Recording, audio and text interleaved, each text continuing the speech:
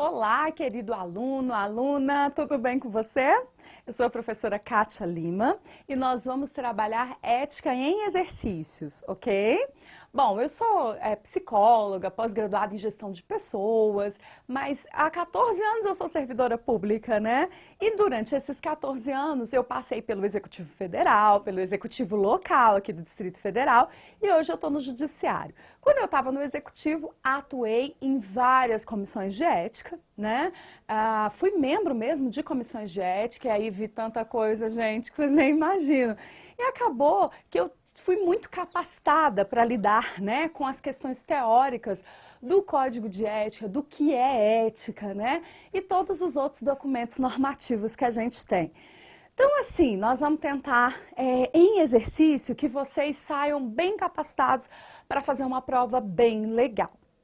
Especificamente, nós vamos falar um pouquinho da prova da AGPEM, que é uma prova atípica, né? Por que atípica? Porque já aconteceu com outros concursos, por exemplo, a Consulplan, no passado, fez uma prova também, embora seja uma banca contradição de múltipla escolha, fez uma prova de certo e errado, com duas questões, né, que ela chamou de prova híbrida. De vez em quando isso acontece. E agora com a nossa banca, a Funiversa, também vai acontecer isso. A Funiversa vai sair da sua tradição e vai fazer questões de certo e errado. Então, o que eu fiz para vocês? Óbvio que eu estudei essa banca, óbvio que eu vi as questões que mais caíam de ética, óbvio que eu fiz uma adaptação das questões da Funiversa e eu peguei questões do CESP bem parecidas com a da Funiversa, então é um estudo que eu fiz para você ficar bem preparado com as questões corretas. Muito cuidado quando você for estudar sozinho.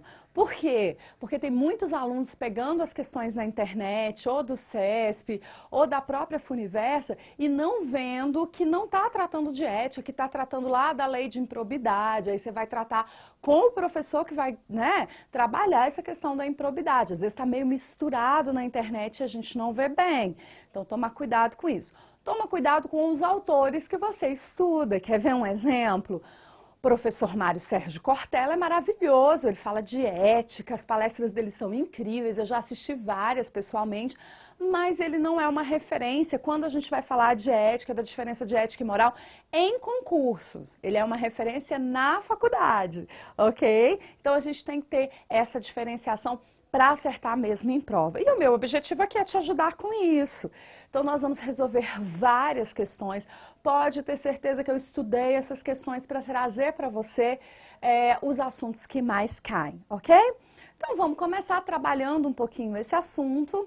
Vamos começar trabalhando um pouquinho o assunto mais geral, que é a diferença entre ética e moral. Com certeza é um item da sua prova. Vamos falar um pouquinho de valores, de virtudes, vamos falar um pouquinho de ética e democracia, mas vamos nos focar também no Decreto 1171, que vai falar disso tudo dentro do campo da ética normativa. Então, óbvio que nós vamos resolver questões, mas vai ter também um pouquinho de teoria para te ajudar na sua prova. Tenho certeza que esse assunto não vai ter erro, esse assunto você vai gabaritar, ok? Confio em você, hein? Vamos lá? Então vamos lá, vamos começar com algumas questões, com alguns exercícios, bem parecidos com o jeito da Funiversa de cobrar, nem todas são da Funiversa. No terceiro bloco, nós vamos ter 3 blocos de exercício, no terceiro bloco nós só vamos trabalhar itens da Funiversa, mas por enquanto nós vamos trabalhar com questões ou que eu adaptei, né, ou que eu tirei da banca CESP, mas que eu sei que tem tudo a ver com a Funiversa. Beleza? Pronto? Olha, eu espero que você tenha tido acesso antes às questões, resolvido tudo, para você ver onde é que você está errando, o que você não sabe, o que você chutou, porque às vezes a gente não sabe, a gente chuta em prova, não é? Quando a gente está fazendo exercício, tudo bem, mas o melhor é a gente não chutar, né? Até porque tem penalidade, então o bom é a gente não chutar em prova. E quanto mais você treinar, resolver exercício, menos chute você vai ter na sua prova. Vamos começar com a questão número 1, olha lá. Ética é a parte da filosofia que estuda os fundamentos da moral e os princípios ideais da conduta humana. Vamos pegar a palavrinha-chave. Ética estuda Ou ética normatiza, ou ética define. Para isso, você precisa saber bem a diferença entre o que é ética e o que é moral, ok? Essa diferença você tem que ter para acertar esse primeiro item que vai vir na sua prova. O primeiro item que vai vir com certeza, ok?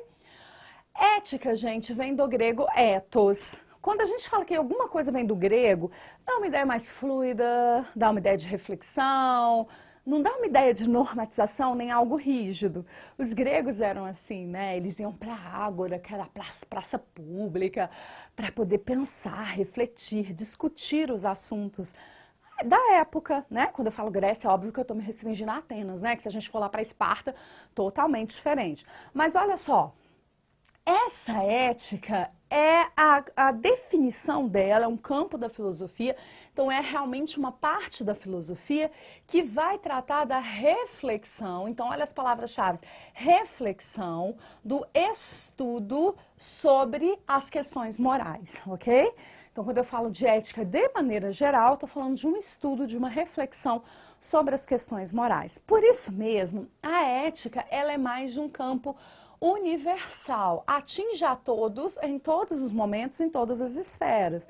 Então, um debate sobre o aborto, sobre a morte, sobre honestidade, ele sempre aconteceu em todas as civilizações e em todos os momentos da mesma forma, de uma forma reflexiva.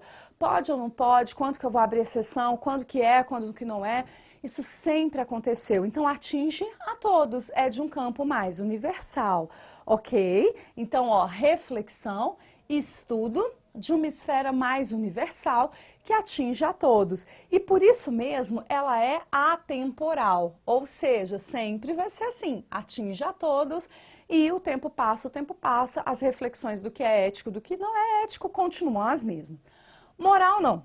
Moral vem do latim mos ou mores, e aí quando a gente fala latim a gente lembra Roma, quando a gente pensa em Roma a gente lembra em regra, quando a gente pensa em regra a gente lembra de exército, né?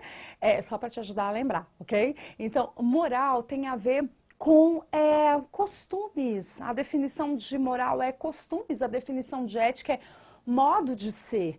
Então, se tem a ver com costumes, a gente fala que a moral, ela não é reflexiva, ela é normativa. Ela coloca regras, ela coloca o que se deve e o que não se deve.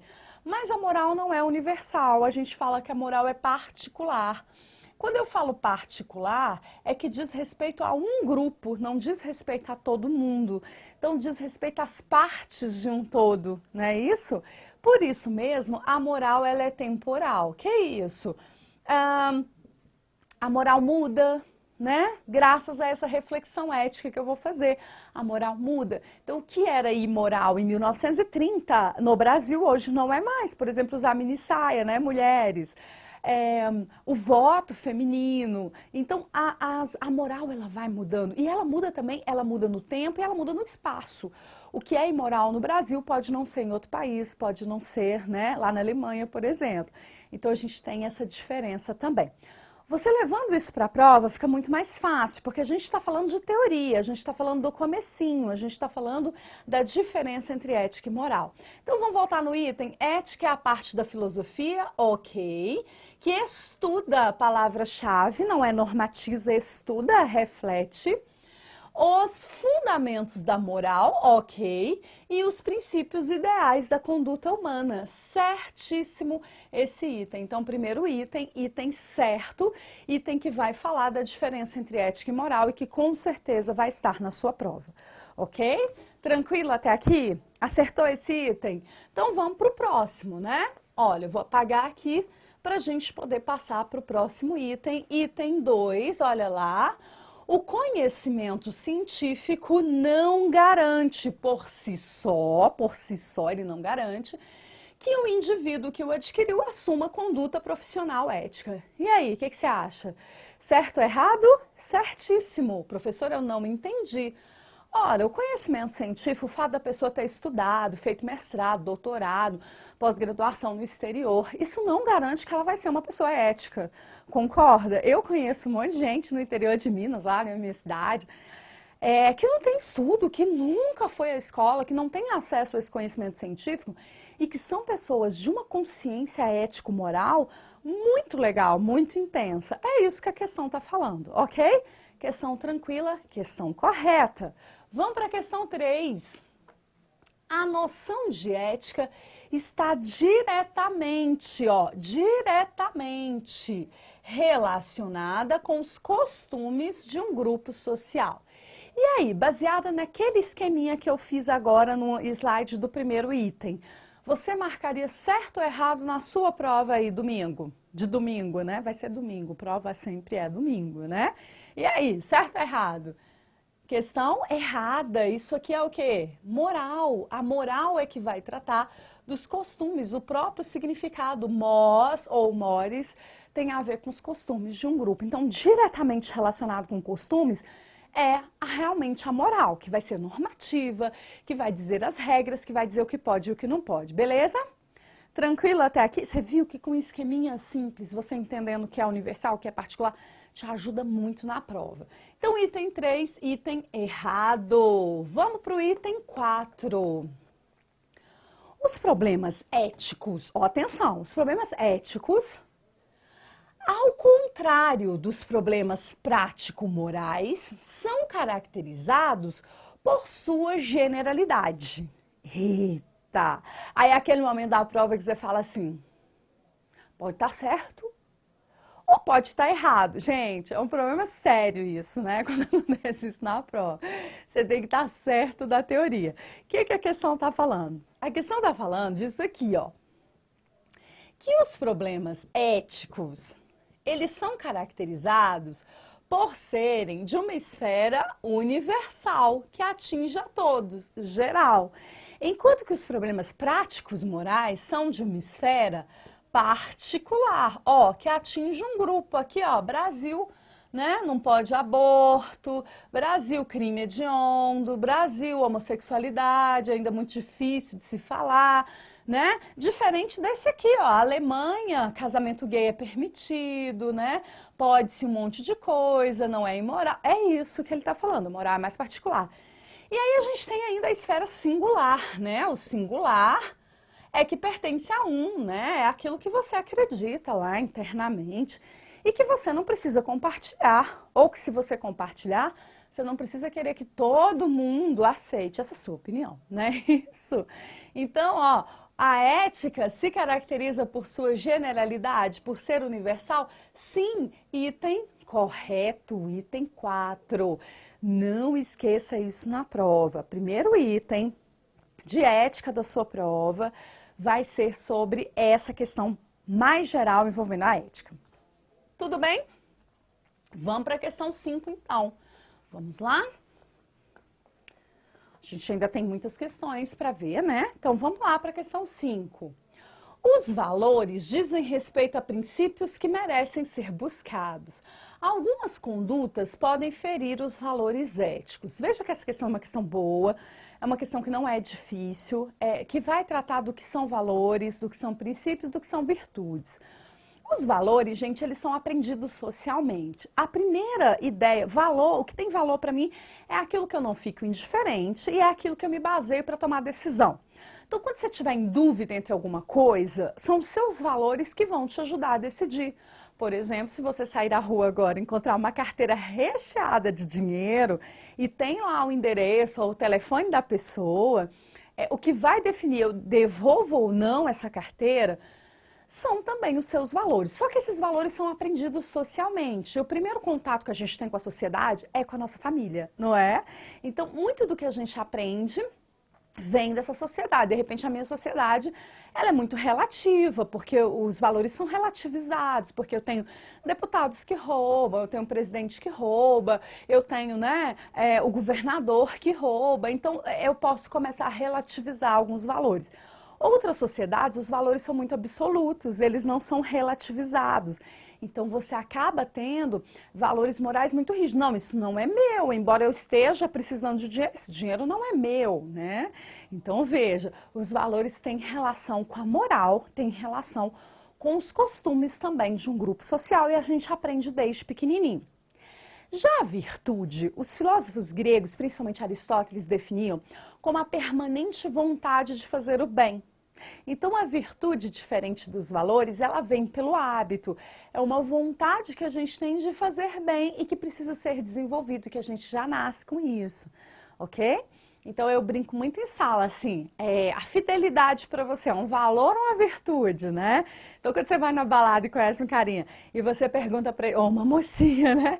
E você pergunta para ele ou para ela, o que é fidelidade para você? Você é fiel? Aí ele vira e fala assim, olha, eu sou fiel porque, pô, esse negócio de descobrir infidelidade é uma merda, né? O trem é ruim demais. Assim, eu acho assim, até pode ser infiel, mas tem que ser muito bem feito, né? Se essa pessoa fala isso, a fidelidade para ela é um valor, porque está baseado numa ideia local, né, do brasileiro, que se ninguém sabe, o que os olhos não viram, o coração não sente, né? Porém, se eu perguntar para outra pessoa, o que é fidelidade para você? E essa pessoa responder assim, olha, fidelidade é algo importante, porque se eu for infiel e eu posso magoar outra pessoa, posso fazê-la sofrer, eu não quero que a pessoa que eu estou sofra. Eu também não quero sofrer. Então, veja, já deixa de ser um valor e passa a ser uma virtude, porque vem do interno, da permanente vontade de fazer o bem, ok? Os valores, óbvio que eles têm a ver com princípios, os princípios são os valores mais codificados, né? A gente tem o LIMP na Constituição, que são os princípios da administração pública, que são baseados em valores, né? E quem dera um dia, talvez, virem virtudes, né? No Brasil, legalidade, impessoalidade, moralidade, mas eles estão codificados e precisam ser seguidos. Então, veja, os valores dizem respeito a princípios que devem ser buscados? Sim. Algumas condutas podem ferir valores éticos? Sim, questão correta sobre valores, sobre princípios, sobre virtudes. Ok? Vamos avançar então. Vamos lá para a questão 6. A ética, enquanto filosofia da moral, constata o relativismo cultural e o adota como pressuposto de análise da conduta humana no contexto público. Gente, ética tem a ver com relativismo cultural ou tem a ver com uma reflexão mais universal? A ética é relativa, a ética é temporal, ela vai variar no campo e no espaço? Não. Então esse item está errado. A gente viu que a ética ela é mais concreta, ela é universal e ela é baseada numa reflexão, num estudo.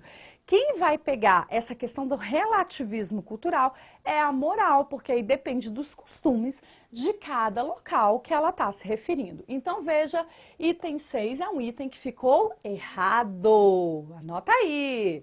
Tá acertando? Vamos para o item 7. O estabelecimento de um código de ética para o exercício das funções públicas busca garantir que as diferenças individuais não sejam tratadas de modo particular, arbitrário, ou seja, com base na vontade do agente público que presta determinado serviço. Certíssimo, nem tem como estar errado esse item, é um item bonito, um item que fala de ética profissional, né? Ética profissional. Vamos falar um pouquinho disso? Professora, você disse que a ética não é normativa, que a moral é que é normativa, mas aí quando eu penso num código de ética, eu estou vendo normas, eu estou vendo regras. Veja só, quando a gente estava falando de ética, a gente estava falando da diferença entre ética e moral num campo mais filosófico, teórico, não é isso? Pois bem, acontece que na filosofia a gente tem um campo chamado ética normativa. Olha o nome, ética normativa. E essa ética normativa, ela vai se dividir em dois campos.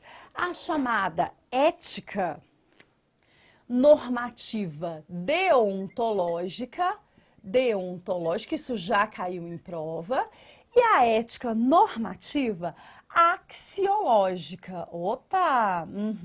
E aí? E aí que a ética normativa deontológica vai versar sobre a teoria do dever, ou seja, ela vai ser a base para os códigos de ética profissionais. Então, o psicólogo tem seu código de ética, o advogado tem seu código de ética, e são códigos de uma esfera particular, que diz respeito a um grupo específico de pessoas, e que tem como objetivo principal resguardar estes profissionais de cometerem deslizes éticos. Então, eles têm uma base reflexiva, mas tem também uma base normativa do que não deve e do que deve ser feito. Aí a gente tem a ética normativa axiológica, que vai tratar dos valores, né? Hoje a gente fala muito das empresas terem valores, dos indivíduos, né? Principalmente as empresas, porque é legal, é igual eu disse, valores é que vão embasar a tomada de decisão. Então as empresas têm que ter, né, esses valores definidos em forma até de princípios mais básicos, mais concretos. E aí a ética normativa axiológica vai definir quais são esses valores, ok? Bom, ética normativa deontológica vai dar origem aos diversos códigos profissionais. E o serviço público vai ter, claro, toda uma normatização a respeito da ética dentro do campo da ética normativa. Então, a ética deontológica no serviço público vai ser aqui, ó, meio que materializada no decreto 1171 de 94, que você tem que saber bem e que vai ser nosso objeto de estudo agora, porque com certeza vai estar na sua prova. O decreto 1171 de 94 deriva então da ética normativa, ele vai ter teoria do dever, ele vai ter o que deve e o que não deve ser feito, ele vai ter vedações, ele vai ter tudo isso contido ali dentro para um grupo específico. Que grupo específico? Servidores públicos civis, ok? Então, veja que a de uma esfera mais particular continua sendo ética porque é o campo da ética normativa. Espero que você tenha entendido isso para você não confundir, falar, a professora falou que ética não é normativa e agora está falando de ética normativa. É um outro subcampo, é um campo da filosofia, ok? Vamos voltar então lá na questão, olha lá, o estabelecimento de um código de ética no exercício das funções públicas. Para que serve um código de ética no serviço público? É para não trabalhar questões que são individuais num campo, né, de modo particular e arbitrário, e sim tratá-lo da forma mais geral, mas claro, diz respeito a esse grupo, servidores públicos, mas que o agente não haja segundo a sua própria vontade. Isso eu acho que está certo, isso eu acho que eu posso fazer, meio que para uniformizar, normatizar. Por isso, ética normativa, item correto, item 7. Ok? Maravilha. Vamos avançar então? Vamos lá para o item 8. Que lindo, né?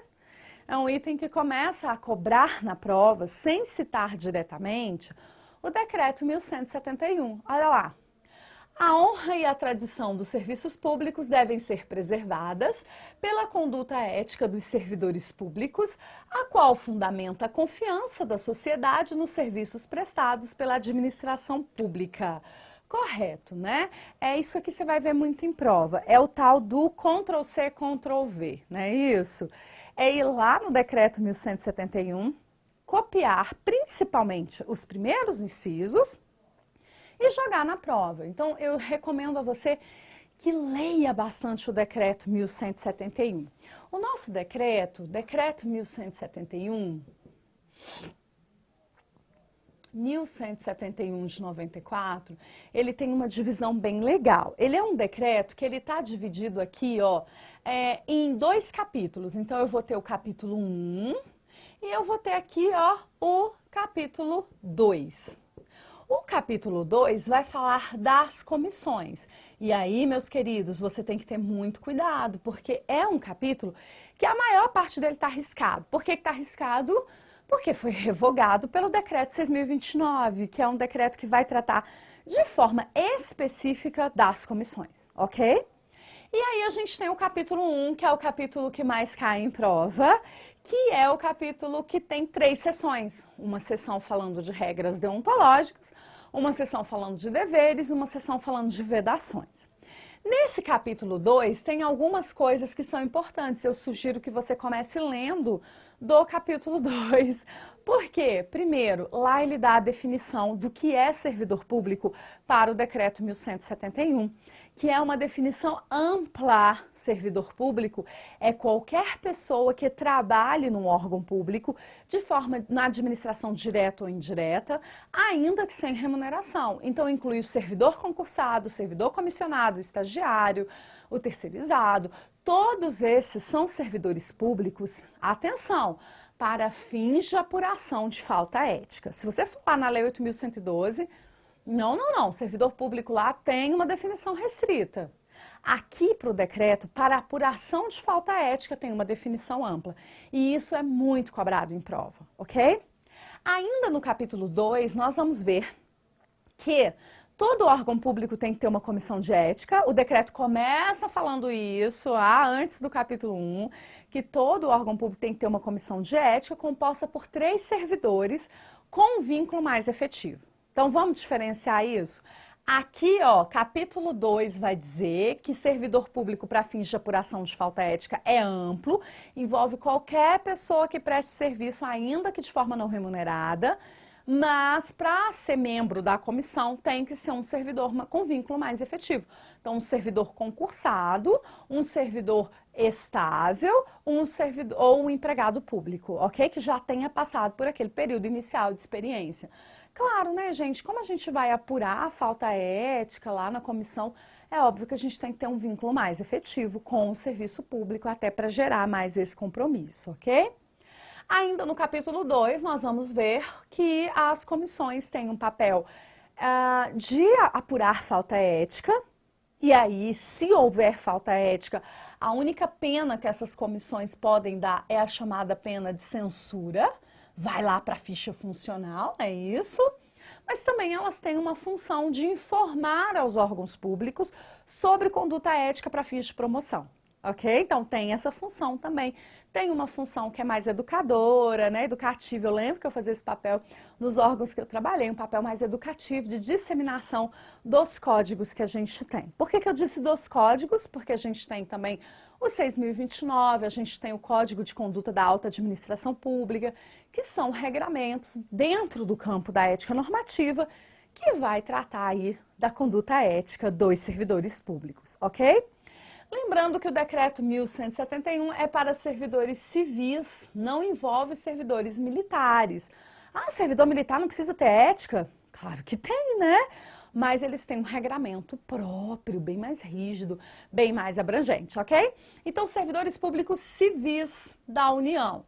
Óbvio que o Distrito Federal, por não ter ainda o seu código de ética, por simetria, vai estar sob a égide do decreto 1171 e por isso mesmo vai cair na sua prova, ok? Quis dar para você essa ideia geral do decreto para que você possa acertar as questões. Mas eu já dou uma dica para você, tá? Uma dica quente. A Funiversa, as questões 90% são dentro de regras deontológicas, ou seja, lá no capítulo 1, as regras deontológicas são as que mais caem. Quer acertar na sua prova da Funiversa? Saiba tudo sobre regras deontológicas. Esse aqui é um inciso que está lá dentro das regras deontológicas. Deontos, a gente viu que é dever, teoria do dever. Vai falar de dever, mas de uma forma mais filosófica, mais poetizada, né? A honra e a tradição dos serviços públicos está em jogo e a confiança que a sociedade depositou tem que ser levada em conta aí no serviço público. Você vê que tem um dever aqui, que é fazer bem o seu trabalho, porque você tem que preservar a honra e a tradição, tem que gerar aí confiança na sociedade, então você vê que tem um dever embutido. Na seção 2 do decreto, os deveres são mais claros, mais concretos. O servidor público deve fazer isso, o servidor público deve fazer aquilo, né? Fica bem mais concreto, ok? Então tá correta a questão 8, vamos para a questão 9. A conduta do servidor público no exercício do cargo ou função ou fora dele deve orientar-se por valores como dignidade, decoro, zelo, eficácia e consciência dos princípios morais. Também regra deontológica, também correto. Professora, fora dele também? Não, professora, botei o pé fora do trabalho, nada mais a ver. Cuidado! Dentro das regras deontológicas, a gente tem que aquilo que o servidor público faz fora do ambiente de trabalho pode acrescentar ou diminuir o seu bom conceito na vida profissional. Então, é uma moralidade elástica que acompanha o servidor público, diferente da empresa privada, ok? Não muito mais, né? A empresa privada também tem levado em conta o que os seus funcionários têm feito fora do trabalho. Mas no serviço público isso é um princípio, isso está escrito, isso está normatizado dentro das regras deontológicas, ok? Então o fora dele também tem que ser levado em conta, questão correta. Vamos lá para a questão 10.